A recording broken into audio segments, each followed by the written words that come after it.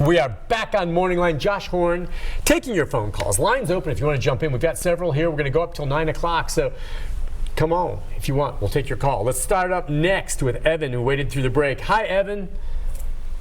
Yes, I used to owe on a student loan. Yeah. And collection agents would call me and say if I didn't pay, they'd garnish my Social Security. But for years, I didn't pay and nothing happened. Now I have an unemployed friend with $2, and his disability is not garnished to pay child support. Can Social Security be garnished or not? Or can you put a lien on a bank account controlled by a payee and not supposed to receiving Social Security?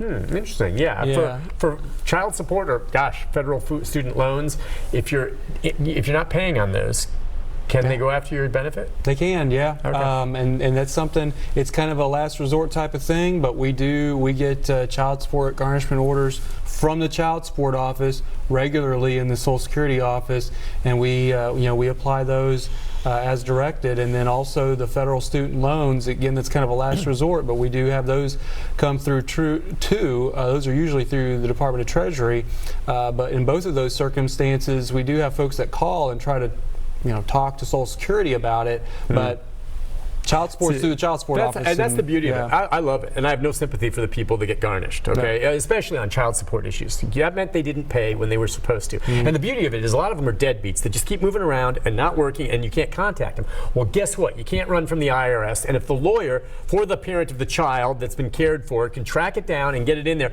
I don't care where you run off to, because you're always going to have your mail coming to you. And guess what? We know your number, and we're going to garnish your wages. You're going to get half the check you expected. Too bad for you. Good for that. I have no problem with that. You didn't take care of your kid. Good. I'm glad they're coming after you. Let's go next to Louise. Hi, Louise.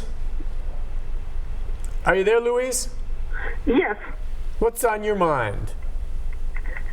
I get my check on the 3rd, and everybody else I know gets it on that Wednesday after their birthday, and I've just always been curious why I get mine on the 3rd. Yeah. Usually, folks who get their check on the 3rd usually had some kind of SSI involvement at some point, even if they're not involved. Even if they don't have SSI involved now. And I don't know about your situation, but I know we have certain disability beneficiaries, for example, who draw both Social Security, but they may only draw $200 in Social Security, and the rest of it they draw on SSI. And so their SSI always comes on the 1st, but then their Social Security comes on the 3rd because they've got SSI involvement. But there's other people who maybe 10 years ago they had SSI involved, but it just kind of sticks on that 3rd. But if you're a beneficiary that doesn't have any SSI involvement, then like you said, that's on the different Wednesdays of the month depending on when your birthday falls. Gotcha. Hope that helps. Let's go next to Dan. Dan, good morning. Hi, Dan. Are you there, Dan? Don? Oh, it's Don. I'm sorry, Don. I had your name wrong. Go ahead, Don. Yeah, I've got a question about disability. Sure. Well, I applied for it, and it was approved on the 24th of September. Okay. When should I start seeing paperwork on that? When should you start seeing paperwork? Correct. They said I'll be seeing some paperwork in the mail, but I haven't received anything as of yet. Okay, so you were approved. Were you approved at the judge's level? Yes, they told me, congratulations, you've been approved for your disability, and you'll start drawing it. Did the judge tell you that? Like, did you have your hearing on the 24th? I haven't had a hearing. It was through the Social Security disability. Okay, so you didn't go to the judge. Yeah. Correct. I'm not sure what paperwork they're talking about. We have various paperwork that sometimes needs to be completed after the fact. Have you been receiving your checks yet? No, I haven't received anything. Okay. So you need to call us. And anybody who answers the phone, just say, I was approved on the 24th, but I haven't got my check. I need to know, do you need something from me or whatever? And they should be able, anybody who answers the phone should be able to look up your record and say, yeah, I went down to the office here. Okay. I went down to the office here, and they're the ones that told me I was approved. Okay, that's great. Well, did they say what they were waiting on? Yeah. No, they said that I should be getting stuff in the mail. Okay. Maybe they mean the checks. It probably was. It may have just been processed, and so if it's just been processed, then usually within a week you'll get a letter in the mail with the approval information and the benefit of information, and then you'll start seeing your checks. How long did it take you to get approved? By the way, when did you first apply? Just curious. I applied on the 28th of May. So back in May, and you were approved this November. I was approved, in September. Or September 24th. September 24th, yeah. Wow, Yes, good. That was pretty quick by standards. Listen, if you haven't heard from them, it's been since September, October, November. You probably should have heard something by now. Yeah. So, if you were approved back then, and by the way, you're going to get back pay going back to May, won't he? Yep. Yeah, so you're going to get a lump sum as well. But yeah, if you've been waiting that long, you need to get your butt down there and find out exactly what's taking so long. If I got approved after that, and good for you, I'm glad you did, I want to start getting my checks now. So I'd go down there and bend someone's ear.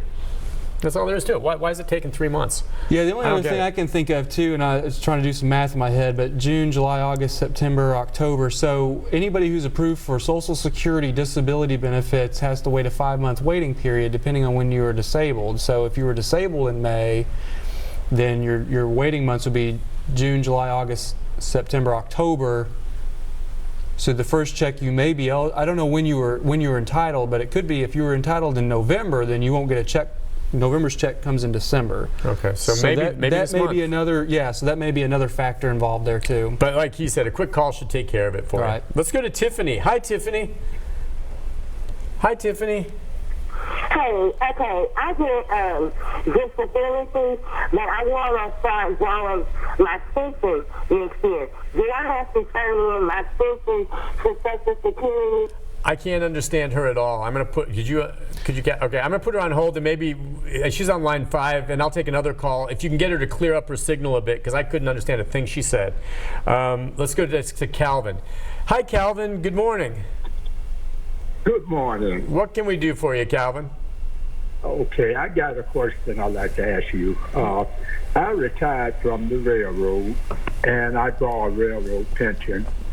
And every year I get a letter from Social Security saying I'm eligible for about $360 worth of pension. And I take it to my railroad retirement board. They said I can accept this, but they will take it away from me dollar for dollar at the end of the year. Now, what is that? Can you explain that to me? So railroad is a very, anybody who's involved with the railroad, it's a very unusual circumstances because of how they've worked, whatever the relationship is between railroads and Social Security. If anybody comes into our office and says, I want to file for benefits, the first thing we have to do, and they say, I've worked for the railroad, the first thing we have to do is call railroad and to ask them if we have jurisdiction of the claim or if they have jurisdiction of the claim. And most of the time, the railroad has jurisdiction of the claim and will take any action that's needed for both Social Security and railroad, because they usually combine the two benefits usually to give you more money. And so what you're doing is exactly what I would recommend you do, is talk to the railroad. If you get a letter like that, talk to the railroad and see what they have to say, because if you came in, we would have to actually do the exact same thing as call railroad, because they have what you might call original jurisdiction, and they determine whether we handle a claim or they're going to handle a claim. And it sounds like in your situation, they're the ones handling your claim. All right, let's go to Linda. Hi, Linda. Hi, Linda. How can we help you? Yes, my question is, I've been divorced for like 14 years, but I was married for almost 30. When I filed for my Social Security, can I file on him as well? Are you remarried? No. Then yes, you could definitely look at those benefits in a living situation. It would depend on how much your benefits are, because your benefits would have to be less than half of his in order to draw any benefits in that circumstance. But if he were to pass away, then you would also be eligible for some survivor benefits. So, but the short answer is yes, you could potentially be eligible for benefits as long as you were married for at least 10 years. Yeah, so check into it. May mean more money in your pocket if it matches. Let's go to, I think next on the line is Kathy. Hi, Kathy. Hi, Kathy. Are you there, Kathy? Kathy put the phone down for a second. I hate that. Let's go back. Tiffany, are you there? Hi, Tiffany. Hello, can you hear me? Okay, now hold the phone away. It was too muffled before, all right? So, Okay. Okay, go ahead. Okay. I get disability, and I want to start drawing my pension next year. Do I have to turn that in for Social Security? Okay, so you have Social Security and you have a pension, and you're wondering if it'll affect the Social Security, the pension? No, do I have to turn in my pension to Social Security? The pension, if for Social Security retirement benefits, we don't care what your pensions are. We're only looking at your work activity, and only if you're under your full retirement age. And if it's SSI or if it's disability, then you may need to let us know about that. Yeah, okay, that's pretty clear. But once you're getting your retirement, if there's an additional pension, and I think she was wondering, does she have to report that? The answer is no. But if you're getting SSI or disability, any income, whatever, whether really it's just I give you $5 or whatever, that all affects your benefit. Well, it's really just SSI, because even with Social Security disability benefits, unearned income like pensions, that doesn't even affect it actually. So it's SSI, which is, again, the difference is... It's an income needs-based program, and so because it's a needs-based program, we have to look at any kind of income coming in.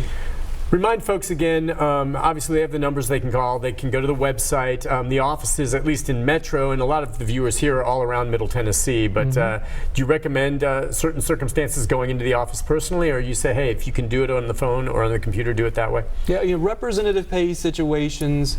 We have an online Social Security card replacement program now, but if you can't use it for any reason, you want to come into the office for those. But everything else, I mean, we can handle over the phone.